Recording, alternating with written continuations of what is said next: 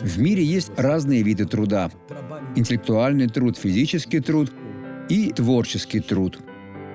Ленивая рука делает бедным. Что это значит? Тот, кто трудится так, как указывает лукавый.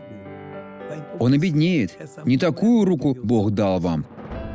А рука прилежных, тех, кто изучает Слово и следует Ему, я буду делать то, что оно велит, обогащает. Вы хотите стать бедным или обогатиться? Хотите стать бедным? Работайте ленивой рукой. Потом расскажете, что у вас вышло. Нет, я хочу стать лучше, я хочу обогатиться. Тогда работайте рукой прилежных, тех, кто ищет в Библии, учится и получит благословение. Посмотрите это свидетельство. У меня уже 5 лет артроз и сильные боли.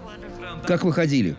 Я ходила медленно. Покажите, как вы пришли. По пути в церковь мне приходилось останавливаться. Покажите, как вы шли сюда. Я шла так. Так? Теперь ходите нормально. Снова стала девушкой.